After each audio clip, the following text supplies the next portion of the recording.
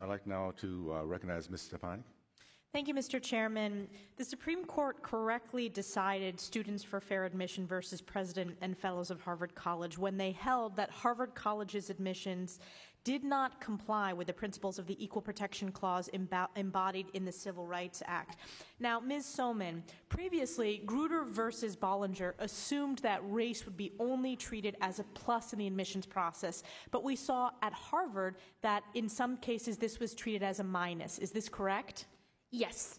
And can you expound upon that? Absolutely. So when there are only a limited number of seats available at any given university, it's inevitable that a plus factor for some students will be a minus factor for others. And particularly as a Harvard College graduate, I'm very concerned that in 2013, Harvard's own Office of Institutional Research concluded that the university system was indeed biased with negative effects in the admissions process. And isn't it a fact, Ms. Soman, that they buried this report? Yes. I have concerns in the wake of the Supreme Court's decision.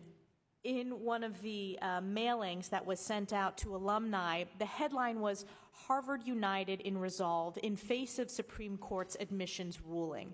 Do you have concerns about the compliance of the Supreme Court decision at some universities? Well, I'm not familiar with that particular mailing from Harvard. I have seen similar statements from the heads of other university officials.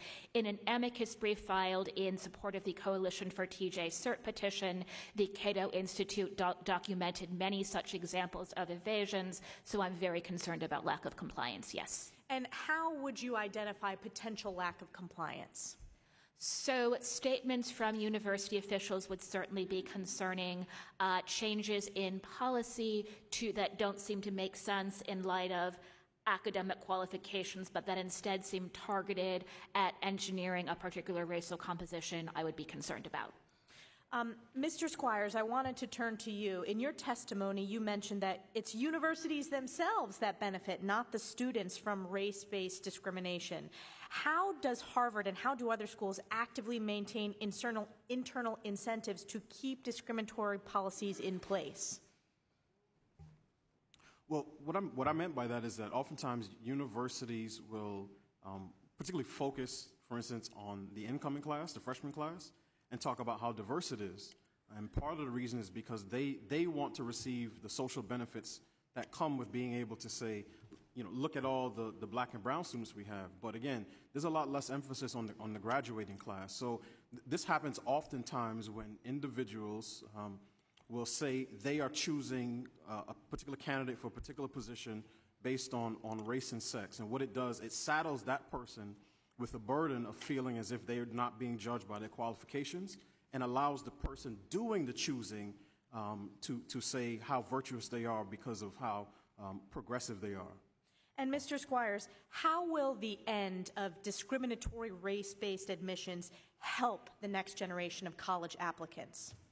I think one of the things that it would do is allow everyone on campus, ideally, to be able to understand that we are all here because we're based on the same set of qualifications.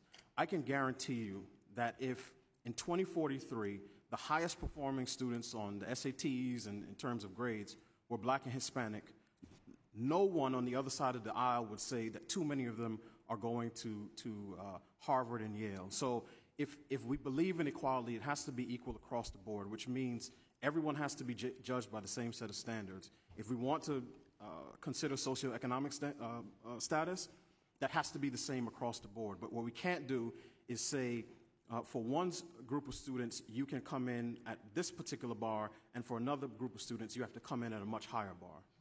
Thank you. I yield back.